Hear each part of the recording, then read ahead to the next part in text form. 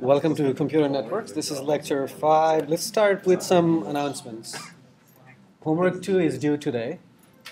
And there is some confusion about homework deadlines because Blackboard lists Friday night as the deadline. And the reason why it does that is because we set it that way. And the reason we set it that way is because we want you to be able to resubmit. Even though you might be late, let's say you submit today, and then you realize you have more time than you thought you did, and you want to resubmit, let's say tomorrow. The Blackboard setting that we're using allows you to do that. If we set the deadline as Wednesday night, it would not let you resubmit the homework after the deadline, and that's the reason why Blackboard shows Friday night as the deadline, but it is due tonight. Okay? Any questions about that? Sorry, it caused a little bit of confusion. I also posted a message on the discussion board, but yeah, it should have been more clear. Yeah. So if we turn it in any time from tomorrow through Friday, it's going to be 20% off? Yeah. Any other questions? Yeah. I just had a question. So for the full credit, the midnight deadline is a hard deadline. You said at the beginning, like someone asked you in the first day of class, I think, that if it's a soft deadline. For the full credit? Even for the full credit. Okay, we won't tell you exactly when, but don't push it too much. Right, okay. It's just that if you're just, let's say, you just need 5 more minutes to make it perfect, we don't want to penalize you, and that's the reason. But Friday night deadline is a hard deadline because the site will not let you resubmit after the deadline, or even let you submit after the deadline. So just keep that in mind. Homework 3 and 4, they've been out. I posted homework 4 yesterday. And if you're done with homework 2, it might be a good idea to start working on it. And homework 4 is really when you start thinking about networking issues. Until now, it's not that different from maybe an FTP client that you wrote for an operating system course that you might have already taken. But homework 4 is when you really get into networking issues. It's about concurrent SMTP connections. And the article that I mentioned that discusses some of the concerns people had when browsers started enabling concurrent HTTP connections, that article is linked from that homework description. So I encourage you to go look at that. Okay. There are no TA office hours next week. So if you need to go talk to TA about homework grades or specific help on homework, you might want to do that this week. We've extended the office hours by 1 hour, so it's from 10:30 till 1 p.m. instead of 9. And there will be additional TA office hours to compensate for the loss the following week. And there is a paragraph on homework 4 description about fast HTTP transfer competition.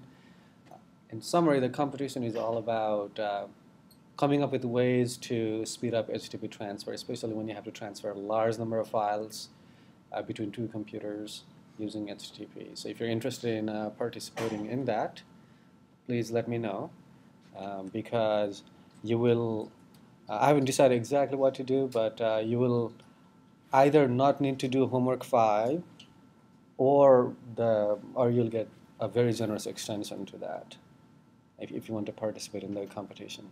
So why don't you read the description, and if you feel like you're interested, please get in touch with me.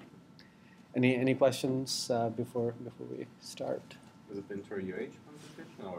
Oh, just us. Just us in the class. Yeah, just us. Yeah.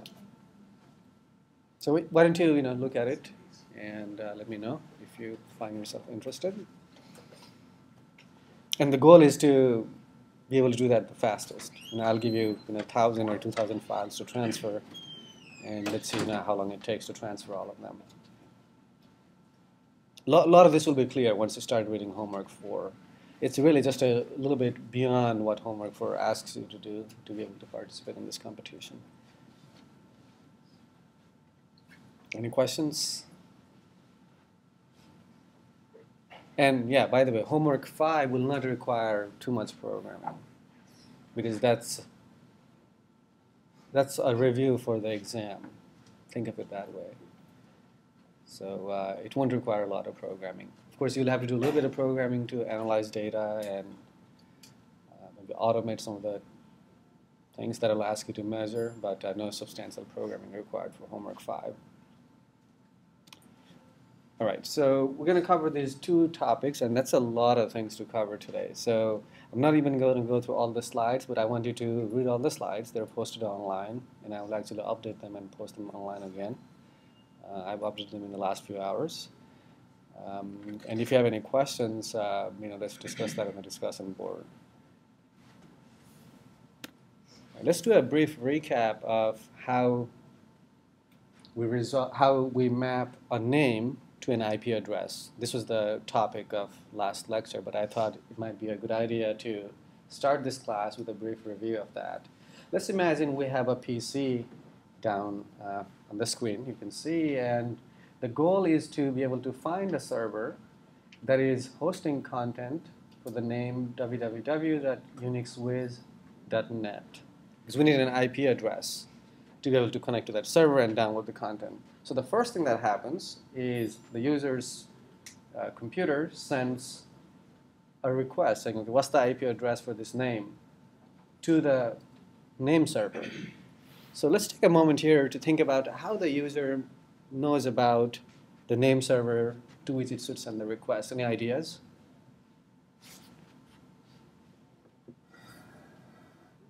About what? Name. Yeah, it could be a static configuration, right? Have you heard of something called DHCP?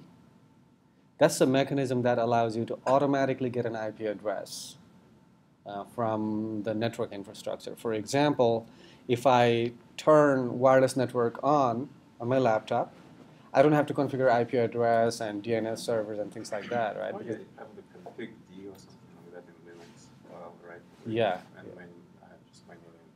yeah, you could do that. So they're actually, the file usually is called etcresolve.conf, where you can manually put the IP address of that name server.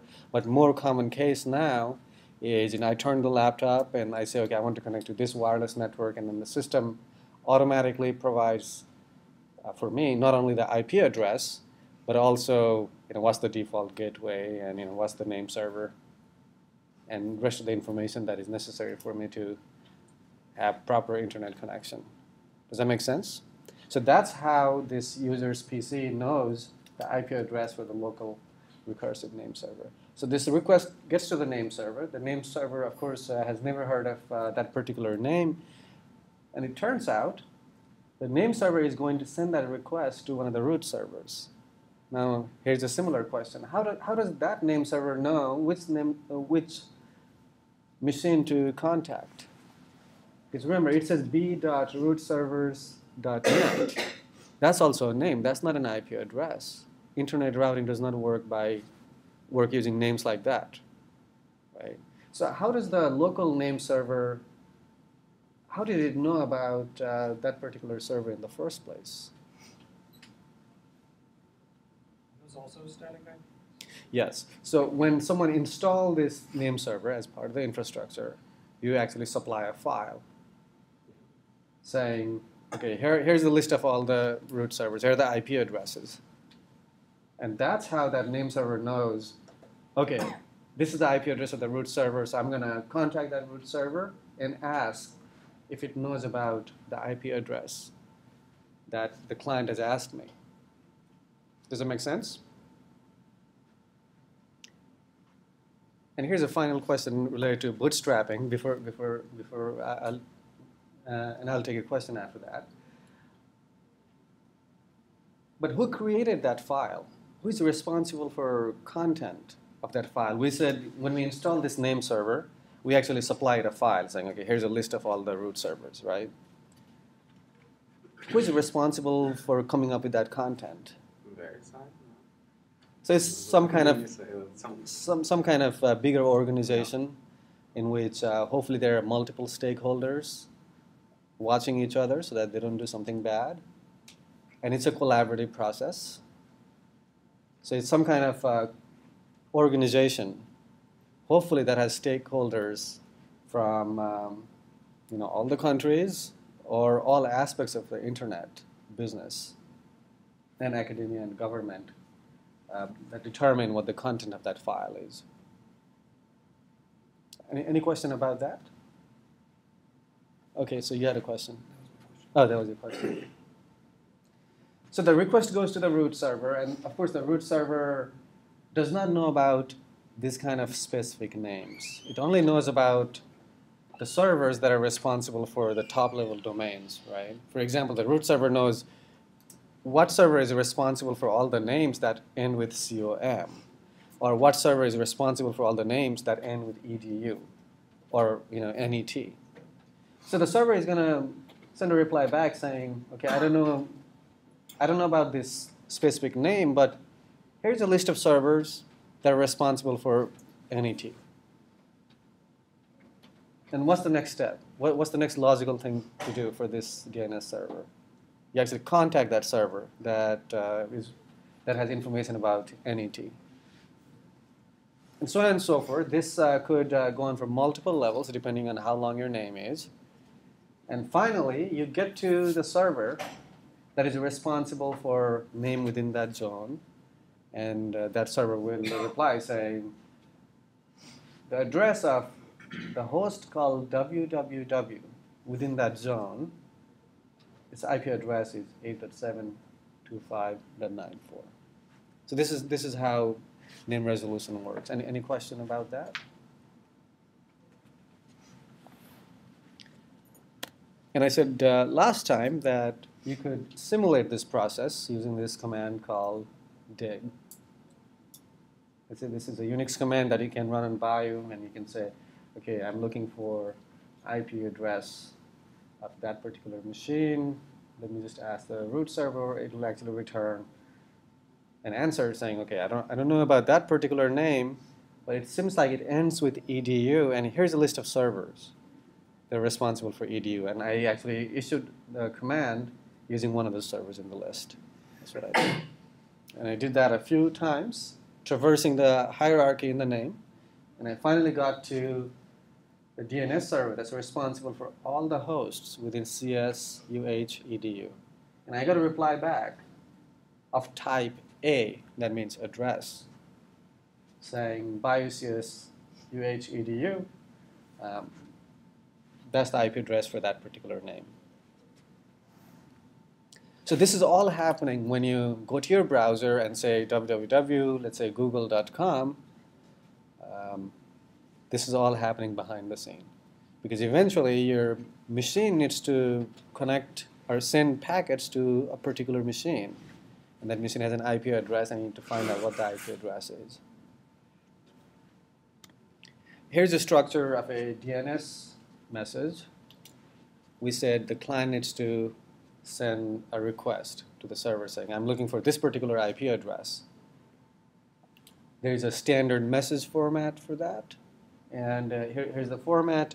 I will actually teach you how to read some of these diagrams that we're going to encounter rest of the semester. It basically shows in the beginning of the message, there is something called the header. After that, there is a question and an answer, authority, additional.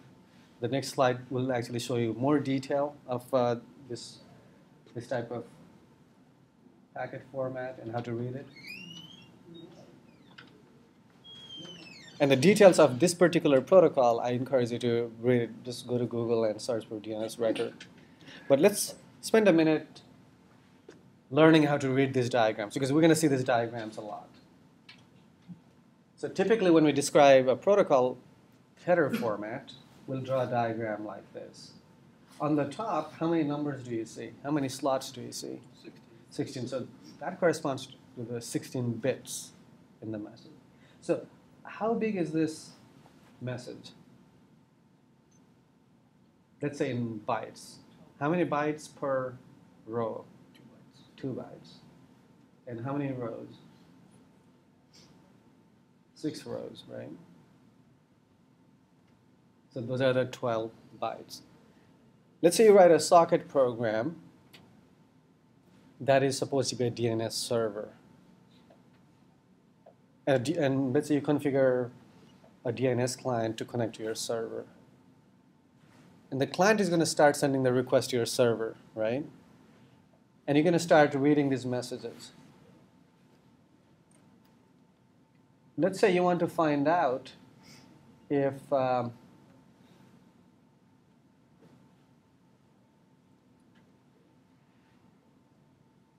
if the client wants a recursive query.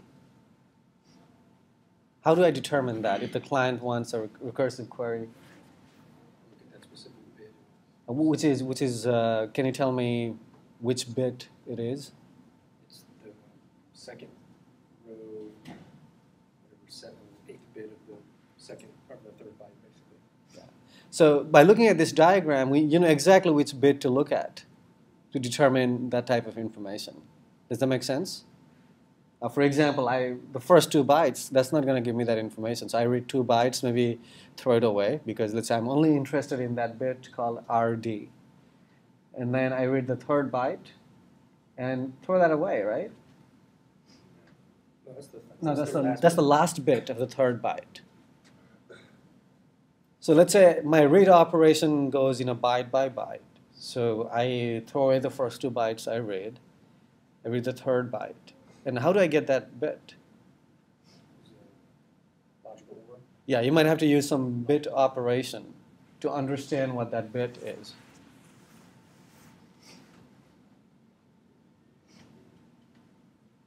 Let's say I want to know the ID of this particular message. It's going to be important a few slides later. How do I do that? Let's say I'm the server. How do I determine what the ID is? I just read the first 2 bytes, but I need to concatenate them in a certain way. Question: what are the ones? Like six ones on top, right? So that's 10, 11, 12, 13, 14, 15. Oh, okay. I was confused by the two. Yeah. Okay. Any question about how to read this type of diagrams? So when you're doing network programming, what typically happens is someone will tell you, okay, here's the header format. Can you write a parser for this? Or they might say, this is the intent of a message. Can you actually write this into the proper format? And if someone tells you that, you look at this header diagram and say, okay, this client actually wants to request a recursive query. Then you know exactly which bit to set. And you do that, you compose all of this in your memory, and then you write that to the socket. Does that make sense? So this is a little bit different from what you've done for HTTP. Can you tell me in what ways is this different from what you've done for HTTP? Because HTTP client and server is the same thing there as well, because there is one machine writing stuff to the socket, and there's another machine that interprets what's coming down the socket, right? But it's a little bit different. What's the difference? They take text. Yeah, so in HTTP, these messages were sent as text. So you could actually parse them as string, right? I don't know what function you're using. If you're using string tokenizer, you could say, okay, I want to tokenize this. This is a string, maybe with colon, maybe with space, something like that. But these are binary messages. That's the big difference.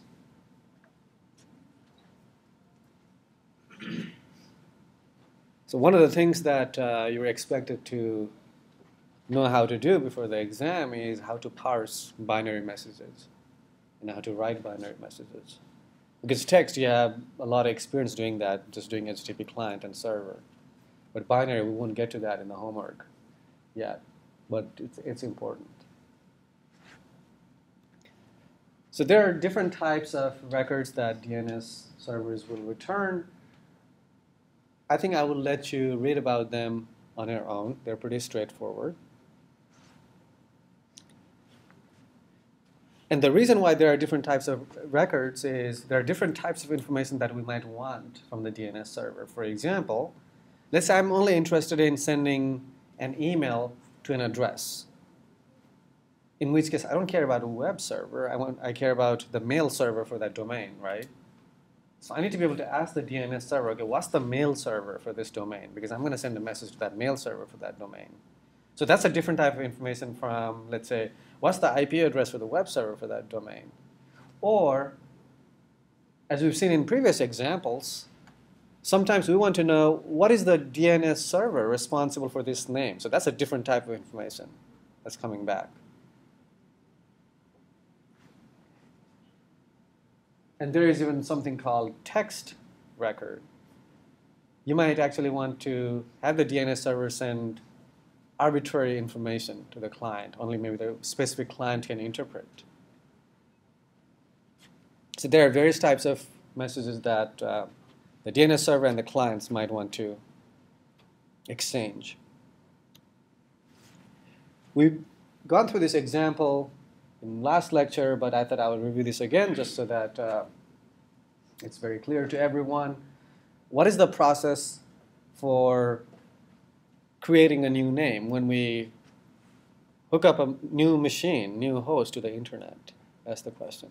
So let's say I have a new computer, I want to hook it up to the internet, and I want this machine to host the content for httpserver.com. How do I actually do that? So the first step is I need to have a bunch of IP addresses. And the second step is I need to go to a registrar and register the name. Now the question is, how do we actually provide that mapping? So what you'll have to do is go to the registrar and tell the registrar, okay, here's the IP address for the DNS, for the name server for this domain. So let's say you're using GoDaddy as your registrar, you'd go to their site and tell them that, okay, here's the IP address of the name server that I'm going to use for this domain. And one of your machines will be the name server.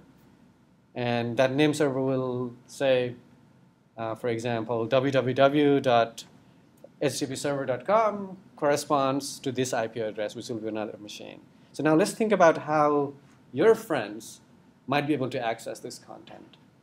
So your friends, they don't know about these IP addresses, right? They just know, okay, www.httpserver.com. So when they enter that address on their browser, what happens? Remember, this is a newly inserted node. So that name server has never heard of this name before because it's newly inserted. So it's going to go to the root server and say, okay, I'm looking for IP address for www.httpserver.com. The root server will send that request, redirect that DNS client to one of the TLD servers. And you go down. Hopefully one of the GoDaddy maintained servers will say, for this domain, here's the DNS. And then hopefully that DNS will go to that server and say, for www.httpserver.com, here's the IP address. This IP address is going to come back to your machine. Now your machine can say, I want to send this packet to this IP address. And then the internet understands that language. Internet can do routing based on IP address. And that's how the request goes to this new server. So we kind of cover this slide as well. Let's think about some of the security aspects of DNS, because it turns out it's pretty important, right? Whenever I say I want to go to Google and search for whatever I'm looking for, I just type www.google.com, and I hope I reached one of the Google servers. That's what I hope. But it turns out it's possible to subvert this process. Somebody could send you an IP address of something that is not Google. But you will never know, right? Let's say you contact a DNS server saying, what's the IP address for Google? And let's say there's something bad going on in that DNS server. And then DNS server will say, okay, you're looking for IP address for google.com. Here's the IP address. But turns out that's an IP address of something bad. You will never know, right? Let's say you go to one of the cyber cafes and then want to check your bank balance, say, www, let's say Bank of America or chase.com. And let's say this DNS server returns you an IP address of something that is not one of these machines hosted by these banks? You will never know. When you go to their website, it looks very similar, and you enter a username and password, and they have a username and password. This is different from phishing, though. It might sound very similar to phishing, but it's different. Because without the IP address, you need the IP address to contact these services. But it turns out we require that these DNS servers are not sending you bad answers, harmful answers. Do people understand the threat? Because we totally rely on DNS servers sending you or doing the right thing. I'm never going to Internet Cafe in Eastern Europe. Say that again? I'm never going to Internet Cafe in Eastern Europe. So there's this attack called cache poisoning. And the way it works is, let's say you've asked for IP address for something called evil.com because you're the evil person. You go to Starbucks or somewhere. And remember we had talked about glue records? We need that for bootstrapping, right? So even though I had asked for IP address for evil.com, so I'm the bad guy, I control evil.com, so I actually maintain the DNS server for evil.com, right? So I go to Starbucks, and I go to my browser and type www.evil.com. So this request goes to the DNS server of the ISP of Starbucks. And the DNS server says, I've never heard of evil.com, so let's go traverse the hierarchy and let's find the IP address of evil.com, right? And finally, you get to the DNS server for evil.com, and the server replies saying, okay, here's the IP address of,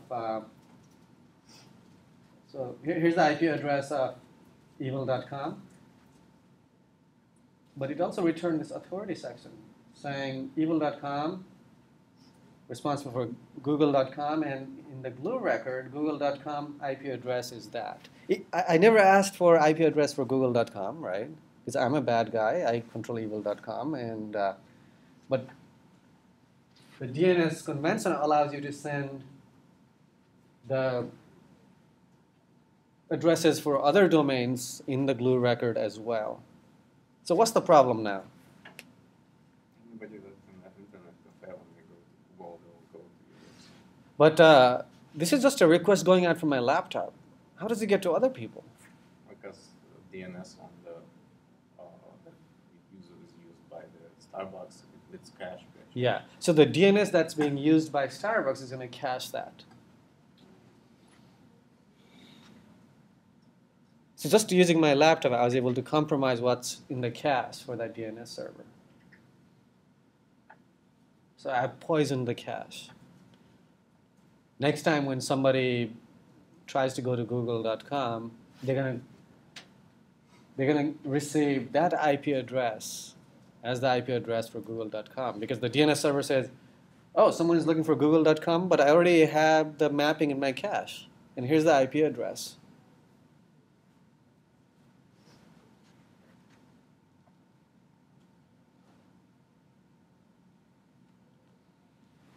So there are different ways in which you might get the victim to look up evil.com. I want you to read about that. So the next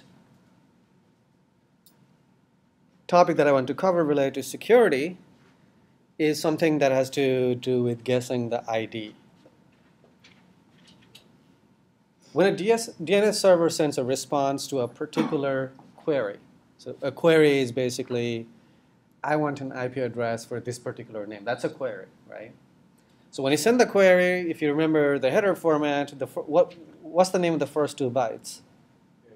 That's the ID, right? So you have an ID. So ID could be 100. It's a sequence number, or something like sequence number. Why do you want ID in the headers? Because you want to be able to identify different requests, because when the response comes back, you can map it.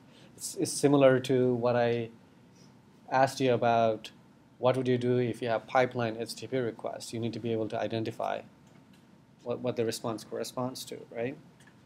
So you send a query, it has a particular ID, and when the server returns a response, it's going to put that same ID so that I know this response corresponds to this particular query.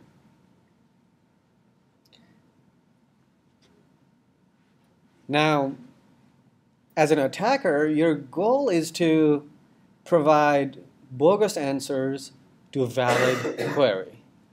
That's your goal, okay? At a high level, because the client is sending the request, and you don't even control a particular domain's DNS. For you don't control DNS for Google, do you? No, right? But you still want to be able to fool the client, because the client is sending a request to Google.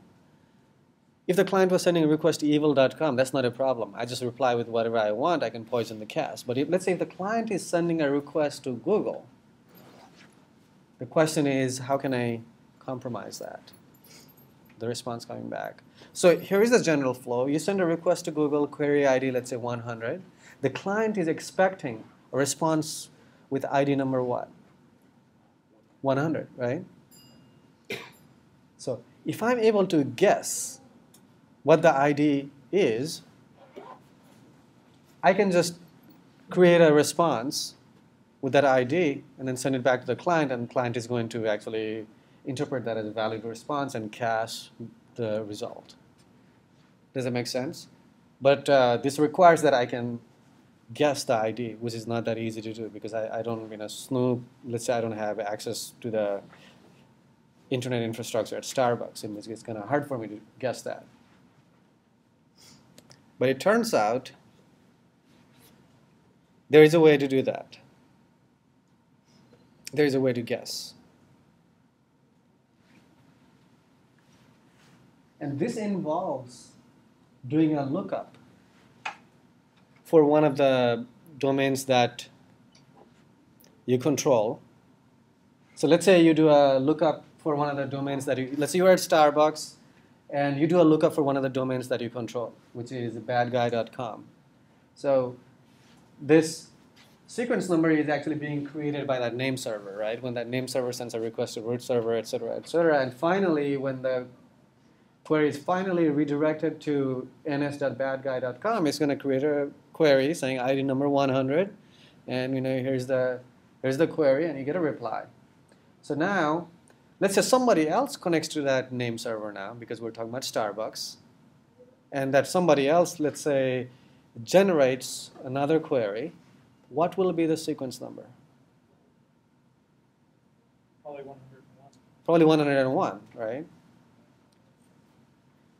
So what I can do is I can generate a lot of responses with ID number 101, because I know the previous one was 100. So I can generate a lot of responses with the ID 101, and I hope that the name server will accept it. And it will accept it if it receives my bogus response before the actual name server replies. Does that make sense? Do you understand the gist of the attack? I think it'll become a lot more clear if you go to this slide. That webpage is excellent. But I just want you to get the gist of the attack just so that it'll be easier for you to understand it later when you try to read the details. Any questions about how to guess the ID number and how that allows you to launch this attack? So once you know the ID number, once you can guess the ID number, what the next one is going to be, then when someone is doing a lookup for bankofsteve.com, you can send a lot of response. You can see bad guy client sending a response with ID number 1001, and this victim name server is going to accept that response because the ID matches. I sent a request with ID number 1001. Okay, here's a response with ID number 1001, and it says that bankofsteve.com's IP address is 10.9.9.99. And it's going to receive the actual response later from the real name server, but it says, oh, this must be a duplicate packet because I've already received a response for this particular name. All right, so I want you to I want you to read about it on the page. It's a really well done page. I really enjoyed reading that. I will just explain what the race is about in this particular case. So now, can you imagine what the race is about in this particular case?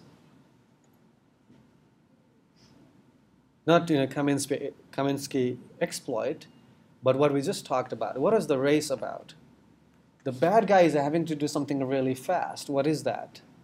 Get the fake one back to you before the legitimate one. Exactly. So that's the race, right? So let's say the good guy is so well provisioned that it always wins the race. What that means is the bad guy is not able to generate these responses fast enough. So what is the bad guy supposed to do in that case? It turns out you can create new race by generating new names.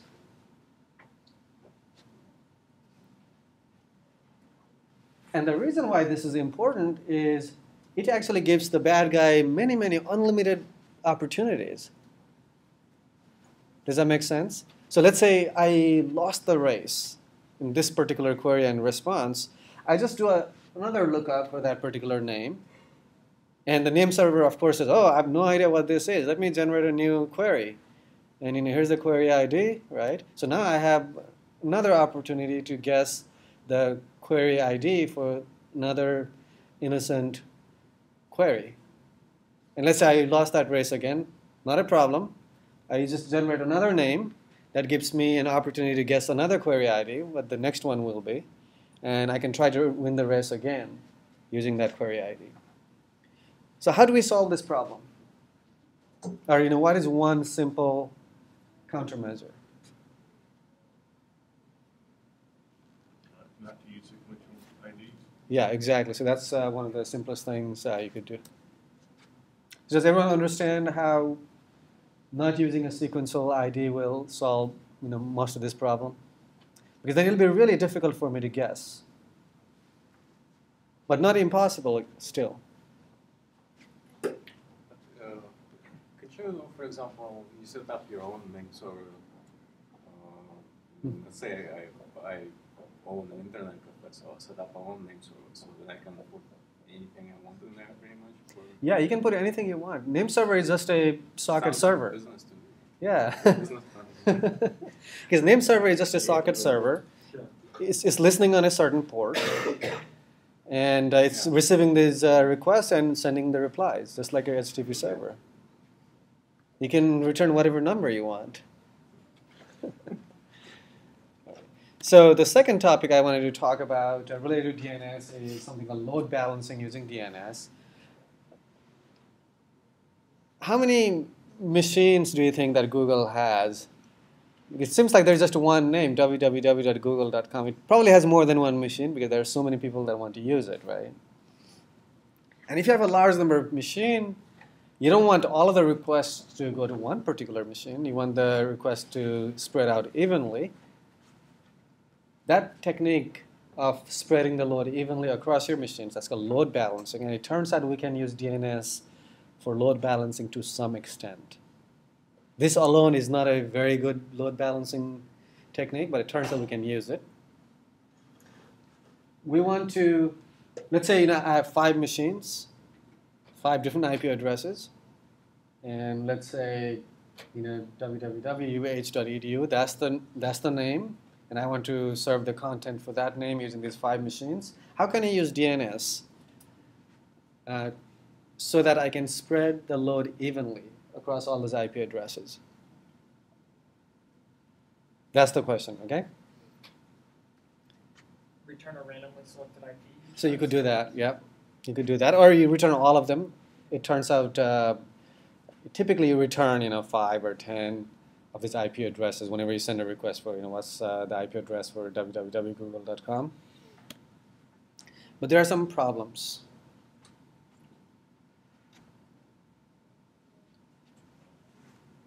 So even if you return a random IP address, if the client is doing aggressive caching, does load balancing work?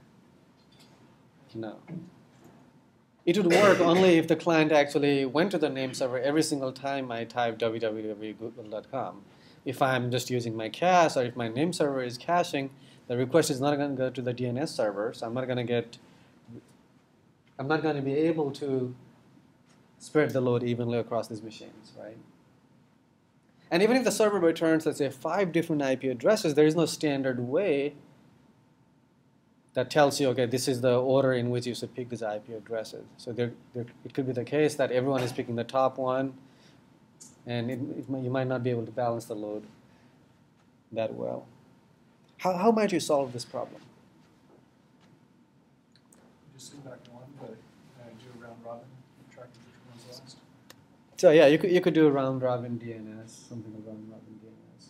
Or you could actually poll these machines and not return the IP address of the machine that seems to be highly loaded at a given time.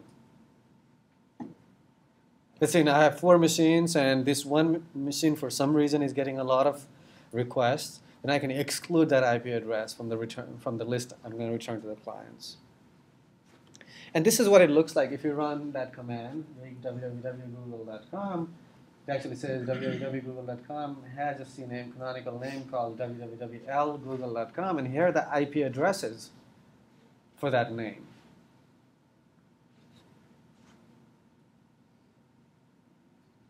Any questions about load balancing using DNS? Again, this is not the most effective load balancing technique, but I want you to understand that it's possible to do load balancing to some extent. And if we did that, what are the consequences? All right, let's think about emails for a few minutes before we take a break. Email is one of the most important internet applications. So given the network infrastructure that we are assuming when we are thinking about all these application protocols, how does email delivery work? So it turns out there are at least 4 entities the way we use emails these days. First of all, there is a user. Yes, user 1 is trying to send an email to user 2. And there is a mail server that the user connects to. And there is a mail server that is responsible for handling all the emails for user 2. So mail server for user 1 has to connect to that mail server. And finally, that mail server and user 2 will interact in a way they've decided what works best for them. And user 2 will receive the email message. That's the general flow. The protocol used by these 2 mail servers to exchange emails, that's called SMTP. It's an ASCII protocol, ASCII text protocol. Now, if I asked you this question, so what's the protocol used by user 1 to communicate with that user's mail server? Does it have to be SMTP? It doesn't have to be. It can be any protocol that you can come up with. But typically, it is SMTP for outgoing mail. How about the protocol between user 2 and mail server? Does it have to be SMTP? If you really want to, you could write an SMTP client to talk to that mail server and download whatever mails if you want to. Actually, the way it would work is whenever user 2's mail server receives the mail, it might contact the SMTP server on user 2, but that's not how typically mail delivery is done. What are the mail delivery protocols that you might have heard of? POP and IMAP, POP and IMAP, right? So for delivery to the end user, these protocols called POP and IMAP are used. And these are protocols that look very similar to HTTP in a way. For example, user 2 connects to the mail server and says, I'm looking for this thing and this thing. Do you have it? And mail server says, okay, I have it, here it is. Or I don't have it. Similar to HTTP, right? But the format is different. And of course, the application is different. And it's different enough that you modified the message. You use a slightly different message that is optimized for that type of interaction. IMAP is another protocol, same idea. You connect to mail server and say, okay, do you have this kind of mail for this user? And if you have it, okay, I would like to download it. And this is all done on top of the internet infrastructure that we've been assuming so far. Of course, we're going to learn about that starting next lecture, but any questions on how emails work? So whenever you want to send an email, you're connecting to an SMTP server or the web interface or client that you're using and interacting, saying, okay, hello, my name is this, my password is this, I want to send this email to this address. How do you say that in HTTP if you had to send various information about a request? You put that in your header, right? Similarly, you send it to, you interact with the SMTP server, and this SMTP server will realize, okay, this email needs to go to, let's say, bob@example.com. And what does this mail server do? Think back DNS. That's the first thing. The email needs to go to bob@example.com. Yeah, it first has to find the IP address of the mail server. And what is that record called? There's a special name for that. MX. So you ask the DNS, if you find out, by traversing the hierarchy or using a cache, which name server is responsible for that, and the record that you're looking for, what is the MX record for example.com? And hopefully your cache or your DNS server will tell you, okay, here's the IP address. Now, this mail server can do a socket connect, or the equivalent of that, to that IP address, and interact saying, okay, I have a mail for you, mail for one of your users, and here it is. And that mail server will say, okay, I received it, I saved it, thank you. And they disconnect. And user 2 later might connect to that mail server and say, I'm user 2. Here's my password. Do you have any mail for me? Okay, you have 2 emails. Here are their IDs. And user 2 will say, I'm interested in downloading email with ID X and ID Y. And then the server will say, okay, here it is. Thank you. So this is the type of protocol that we're talking about. So I think based on what you've learned so far through the homework and the lectures, you should be able to develop these kind of applications now. All right, so let's take a quick break, and we'll get on with some other topics rest of the lecture.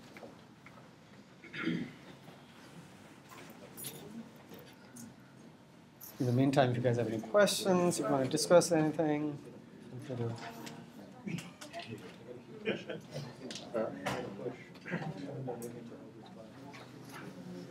Oh, yeah.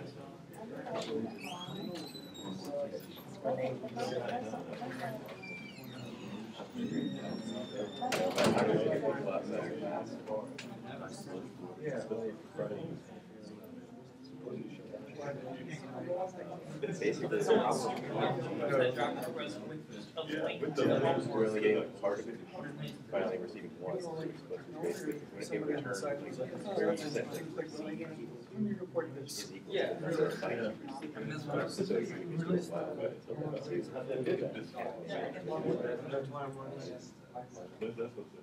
Oh, you want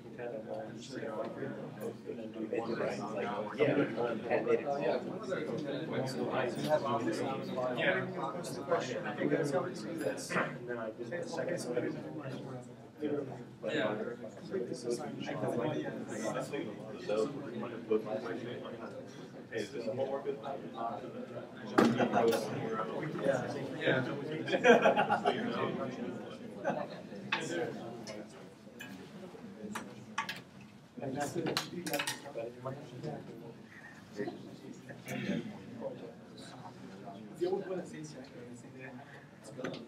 just going to make the utilization look bad because they successfully did that with the entire class. Say, oh yeah, I know. We don't have a job. Yeah, you don't know jack shit. And then they're going to get support university. They do the course and get paid.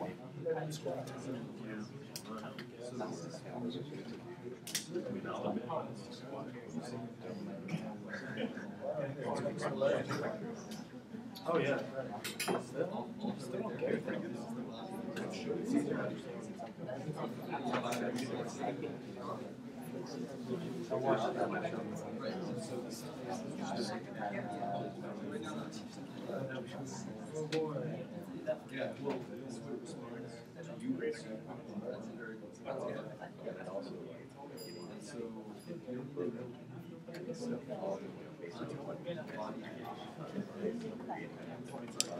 All right, I think we should start. Before we start the next segment, so there are some questions that students had asked me. One is about what to cite, when you turn in your homework, when you do copy paste.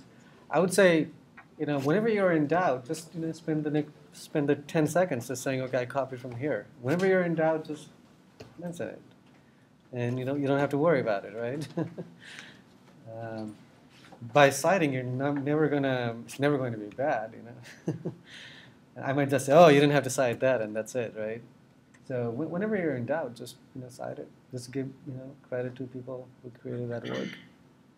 Another question that was asked was if it is necessary to come to the lectures and if it is okay to watch the videos. I would say it's okay. You know best about how you can be most productive with your time. If you just want to watch the videos, that's fine. That's not a problem. The only thing is, I expect you to participate in the class, and class is not something that's defined within physical walls. It's just it's a transient community that we've created for this semester. So there are various ways in which you might be able to participate. One is the discussion board. Another is volunteering for some of the other occasional projects that will come up. You just have to watch out for those opportunities a little harder if you're not going to come to the lectures. But if you just want to watch the videos, that's perfectly fine. I'm not going to insist that you come here. I will not be offended. Okay, any questions about that? Because some of you have to work or other things to do. That's fine. Yeah. The goal is you have to master the material that we've covered. That's the important thing. Like whatever you need to do, other than posting assignments on the job boards, because you're not going to master the material that way anyway. So yeah, let's not lose track of the key goal, which is mastering the material. Whatever you need to do, or if you want to discuss some other arrangements, I'll be pretty flexible about that. Any questions? Another thing that I expect you to constantly do is look for other sources. I don't claim to be the best teacher in the world. I don't claim to have the best material. That's really not the point. So just go to Google, Wikipedia, look for the best material that's out there in the topics. All right. Let's talk about network applications once again. Hopefully just the next 20-25 minutes, and we'll be done with them. We've talked a lot about the types of applications that has a clear client and a clear server. One example is HTTP client and HTTP server. Right? There are a number of problems with that type of architecture when we're talking about internet scale applications. Not for all the applications, but for certain class of applications. For example, if you just have one server and there are lots of clients that want to download messages from that server, the download time is going to scale with the number of clients almost linearly. Do people understand what that means? Yeah. One of the things I want you to think about is, does concurrent connection solve this problem? I won't give you an answer to that, but you have enough information to be able to confidently answer that question. Scaling up the server bandwidth can be expensive. We all know this from our interaction with the internet service providers.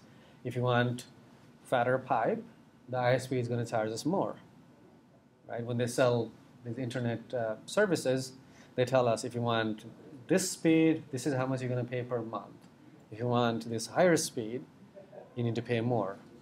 Same for big organizations. For example, UFH, we have our own ISPs, and if we say we need more capacity on our outbound link or inbound link, the ISP is going to charge us more.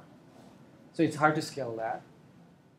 And finally, when there are flash crowds, which is what happens when, yeah, very popular content, someone shares that link on Facebook or somewhere, and everyone clicks on that link. Everyone wants to access the content on your server.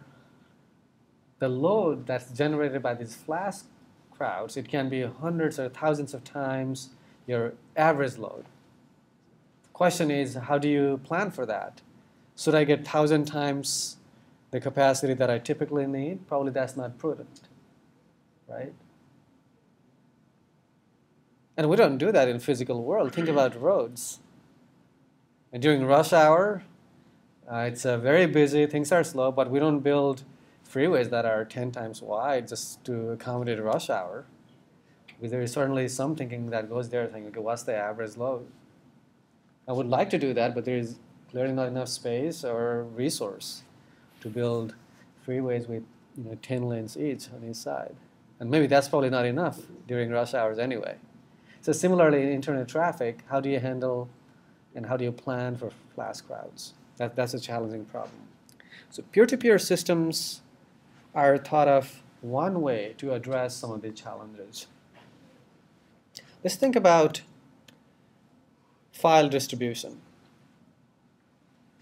Some of the music files can get very popular.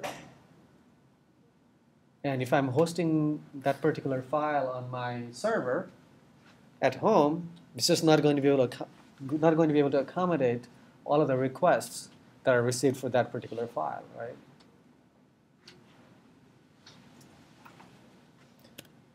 So the key idea is you share storage, content, and bandwidth of individual users. In simple terms, a layman's peer-to-peer system might look like the following. Let's say I have a very popular file that I want everyone in the world to be able to access. What I can do is I can email this file to all of my friends and say, why don't you install a web server at your home and serve this file? That's one way to do that, right? And let's say 10 of my friends agree to do that. Now I have 10 times the capacity to serve this particular file. Does that make sense? Because my 10 friends, they're willing to put web server at their homes and serve this file.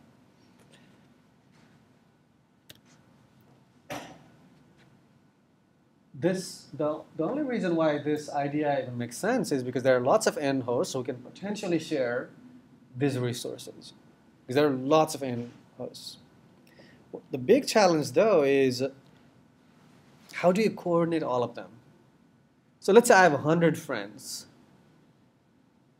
And how do I even send this particular file to my 100 friends? And maybe some of my friends, they promise, okay, I will do it for you, but they didn't. So I need to keep track of which servers are active. Otherwise, when I share this link with people, they're going to click on the link. Oh, the server is not working. They're not going to be happy, right? And some of your friends might say, okay, I'm willing to do this for the next 2 days. So I need to be able to update this list of places where this particular file is available. So these are examples of coordination tasks. We want this coordination to be scalable. If we want thousands or tens of thousands of millions of nodes in the internet to participate by sharing these resources, how do we scale this coordination task across such large number of hosts? When there is a lot of churn, that's a challenge. Because a lot of nodes, they connect to the internet and the user might turn it off. How do we keep track of that? We don't want any central administration. And that's because that central administration could be the bottleneck, and that is what we're trying to avoid in the first place. And a lot of times without trust. If we're talking about millions of users sharing their resources to help you out, you can't really trust them. What if they serve a file that claims to be music A, but it's actually music B? We don't want that, right? Because the goal was to be able, for everyone to be able to download my song, not this other random song. The other challenge is heterogeneity in bandwidth. There are nodes that are connected to the internet using very fast connection, and there are others with very slow connection. Similar heterogeneity exists in other types of resources, for example, storage and computation. So there are three things that the systems have to do very well if we wanted to build a system that does all the things that we talked about, first of all, it has to help the user determine what they want. And what that means is, let's say I have some song in mind, and let's say my system requires a URL for me to know the URL to download that. That system, I need that system that converts this name to the URL, or some kind of ID. It could be ID, song ID, for example. So I need to be able to map what I want to what I can actually use in the system to retrieve that content. Once I know the ID or the URL, I need to be able to locate that content in the internet. This is similar to DNS. I know the name, now I need to know the machine that's responsible for this name. In the context of P2P networks, it might be, I know the ID of the content. The ID of the content is, 1, 2, 3, 4, 5. Now I need to find the machine that's storing this particular ID. And I need, finally, the ability to download that content. Okay, this particular machine, IP address 1234, has this content. Now I need the ability to download from that file, from that server. So let's do a brief tour of how this ecosystem has evolved in the last decade or so. There was a system called Napster a long time ago. This is how it worked. Let's say someone wanted to share an MP3 file, that user in the middle, to contact one of the Napster servers and say, I have this file. At a later time, there is another user that's looking for a file with that name. What does that user do? It sends a request to the Napster server saying, hey, I'm looking for this file. Does anyone have this file?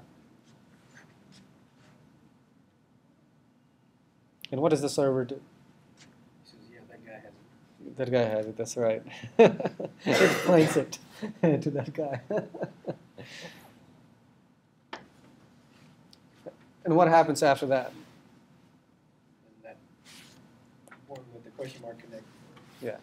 Then you know where to download it from. So this was one of the first examples of a widely deployed, centralized, peer-to-peer system with a centralized index. The index is centralized. If you wanted to take the system down, what do? Get rid of the index. You sue that guy. You're Metallica. Right? That's actually what happened. It was a great thing. Start a really highly successful metal band. Yeah. So for search and location, it used a centralized server to download the contact a peer and transfer directly. And what are the disadvantages? We can already guess. There is a single point of failure. More legal than technical, actually. In response to some of these problems, there was another system that gained ground. It's called Nutella. And the idea in this network is you form something called an overlay network. And what that means is, without regard to exactly how the cables are laid out between the host and the internet, you just form connection between machines, just like what we do with socket programming. We're able to form direct connection between machines.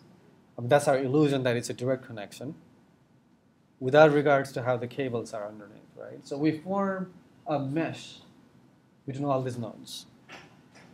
That's called an overlay. And there's one node that has the file, right? This is the same node. And there's another node that is looking for that file. So what does that machine do? It actually floods that request to the whole network using this overlay. Basically, it's going to tell all its, I'm going to use the word neighbor. If they're connected using this kind of connection, I'm going to use the following phrase. So that node is going to ask all its neighbors, okay, do you have this file?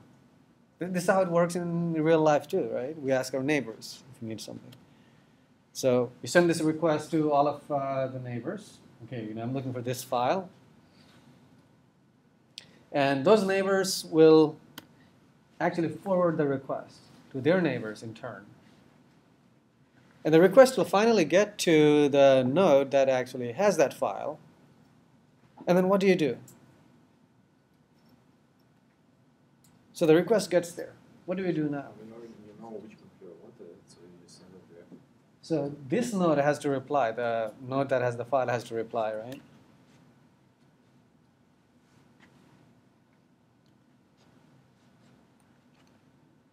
If I asked you how to write this program, could you? But you at least understand the principles behind this kind of programs now, I hope. You could do socket programming for this. You connect to these other nodes, and whenever you receive a query, you just send it to these other nodes. We already know how to read and write, from and to files, right? It's the same thing. There's another system that's more popular now. This is also a very old system, actually. Who has heard of BitTorrent? All of you used it. What do you use it for? Okay. So you can use this system to distribute the content and to download the content. Let's see how it works and why this system is popular now. One of the problems is asymmetric bandwidth in the previous systems, right? Let's think about the Napster, very simple example. So what these machines are, let's say, at users' homes. And do you know the specification of internet access that you might have at home? How does the upload and download bandwidth compare? So you have much greater download rate than upload rate. Now what's happening in Napster case? So who is uploading? Someone on home. So the upload is going to be really slow from that person, and what that means is the person that's downloading is going to wait a long time. Does everyone understand that? Also, in 1999, people were still on dial-ups. Yeah. That's even worse. But yeah, so this is one of the main problems. We agree, right? It's asymmetric. Even though people are willing to share, it's just the upload is so slow that even if someone is willing to share, it's just going to take a long time for somebody else to access that. What's the solution? Multiple people upload. Yeah. So the solution is, rather than just having one person upload that file, you split that file into, let's say, 10 pieces. And have these 10 people upload these pieces at a time. And what does that do to the download speed perceived by the person downloading? Multiplies it by about 10. Multiplies by about 10. Do people understand this dynamics here? Okay. There's also a problem with BitTorrent. I was once administrator for a dorm, and everybody used BitTorrent. Mm-hmm. We had our own DNS server, little DNS server running for the local network. And because every time you download, you try to find all these people, you send the request to the DNS to where they are, where you try to locate their IP, whatever. Mm-hmm. So the DNS server could not handle that many requests because you would get, for each download, you would get like 10,000 requests. So, Yeah. so that is also a problem. So the problem that was mentioned here is, let's say you split a single file into 1,000 different pieces. And so you'll have to contact these 1,000 different servers for you to completely download that one file, right? Now, you need to be able to resolve 1,000 different names to the corresponding IP addresses, potentially. Do people understand that? Because the BitTorrent metadata will say, file 1, let's say that's the file that you're trying to download, file 1, piece number 1, www something, piece number 2, this other machine, piece number 3, this other machine. You have to resolve each of those names, or you have to convert each of those names into the IP address. So what he was saying was, let's say there are 10 different clients that are trying to download the same content using BitTorrent. You're going to do a large number of DNS queries to resolve all those names, and that could be the bottleneck. You're absolutely right. But it seems like we understand the principle. In BitTorrent, the files are split into moderate sizes so that it can be uploaded relatively quickly from each machine, even if you have the bandwidth asymmetry that we just talked about at residential, in a residential setting. One of the problems that BitTorrent runs into a lot is, so you get the list of 1,000 machines that have 1,000 pieces, and some of those machines are no longer connected to the internet, or some of them are really, really slow. And the question is, what do you do in that case? Because even if one small piece is missing from these 1,000 pieces, you don't have the complete file. There are different strategies that you might use. For example, contact the alternate servers, right? And you might also use different strategies in which chunk you want to download first. Here's an example of what is called a tracker file. The way you use BitTorrent is you download this file called tracker file that tells you, okay, here are all the pieces of this file, and here's an example. I won't have time to get into the details, but I do want to mention one thing, and it's called SHA-1 hash. Remember, we talked about being able to accomplish all this despite the lack of trust. Because we have no idea who these thousands of people are who are willing to participate in BitTorrent and help us download the content fast. We have no idea who they are. They might tamper with the content, which would be bad. So we need to be able to get all of this to work despite the lack of trust. One of the ways in which we manage to do that is by actually including the hash of the pieces. What that allows us to do is quickly compute if a particular chunk has been tampered. So if a chunk has been tampered, the SHA-1 hash of that would be different than what is included in this tracker file. Does that make sense to people? Because we have no idea if this particular chunk that we downloaded, if that's the right one. Maybe someone tampered with it. But we have a signature that we trust. Of course, we have to trust the signature. And if we trust the signature, we can check the signature of this data file to see if it matches. And if it doesn't, then we know that, okay, this was tampered with. Then we go to the alternate server and download that. Yeah? So the SHA-1s are included in the tracker file? Yeah. Okay. So there's a ... for example. Right. No, Yeah. no. Yeah. But it's somewhere, just list the thing, it's somewhere there. There's a list of SHA-1. But in an alternate, even if you designed a completely different protocol, you still need this mechanism so that you can trust it.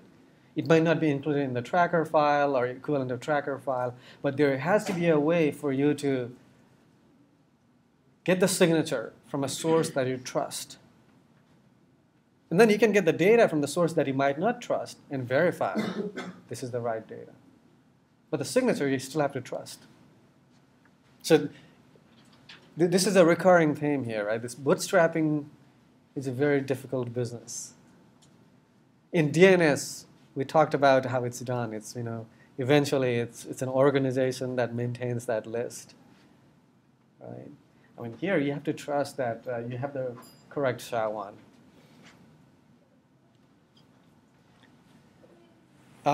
So this detail, I just want you to look up on your own. Finally, I want to talk about Skype, which is another example of peer-to-peer application. Skype is a little bit different from BitTorrent because we want to do real-time communication, right? That makes it even more important to keep track of the users that are online, off, and offline. So being able to communicate with the users, that is what we want to do in real time. What that suggests is we need to know the computer on which the user is currently logged on, right? Because the user might move from a laptop to desktop to a smartphone. We still want to be able to reach that user, so we need to be able to track the computer that's corresponding to that user. That's one, and we want to be able to communicate with those hosts. This is actually, this sounds trivial, but turns out it's pretty challenging in the current home networks. Skype uses nodes that are called super peers to maintain the database to maintain the index of users. What that means is if I log on to Skype using this laptop, somehow this information gets to some of the super peers. It's not the central Skype server that we're talking about. It's a collection of nodes that are responsible for maintaining this index. This information goes there. Now, if somebody else wants to talk to me on Skype, so that person is going to ask this collection of nodes that are also peer-to-peer networks, part of the peer-to-peer network, okay, on which machine am I logged in? And you're going to get the answer, this particular IP address, port. Then you actually need to make the call, right? Meaning that user needs to actually make a connection to this laptop to make the call. You've probably heard of this. For example, we install firewalls on our laptops and desktops these days. And what that disables is unsolicited inbound connections. Because we don't want random people in the internet to connect to our machine and do bad things. So these firewalls actually disable all of the unsolicited inbound connection. So do you guys understand the challenge for Skype now? We want anyone to be able to, anyone in my friends list or whatever, to be able to call me. But on our desktops and laptops, we don't want that to happen. So the way it works is, let's say I have these two users. So this blue node is one user. Here's another blue node, that's another user. They want to call to each other, but we have this firewall situation that disables inbound calls. Skype has some of these nodes act as relays, and what happens is this node is going to open a connection to this node in the internet. That's allowed, right? I'm allowed to open a connection to an external machine. That's allowed from my laptop. Is that true or no? And this machine, that machine also opens a connection to an outside. That's also allowed. It's an outbound connection. It's not an unsolicited inbound connection. Now, once these two nodes are connected to that relay, this relay can forward the messages back and forth, for example. That's how the real-time conversation can happen. Even though we have firewalls that forbid unsolicited inbound connections. And the question of, how do I know which user is using what relays and which user is located at which host? That's all maintained by these nodes called supernodes in a distributed fashion. All right, so I want to stop here. I wanted to finish everything related to peer-to-peer systems today. I could not. I'll spend about 5 to 10 minutes talking about a different type of peer-to-peer networks in the next lecture, and then we'll start really studying transport protocols. And that is when we start to uncover what this infrastructure is all about. We've talked about applications so far, but now we start to study the infrastructure. All right, thank you. So maybe I'll take part in the competition.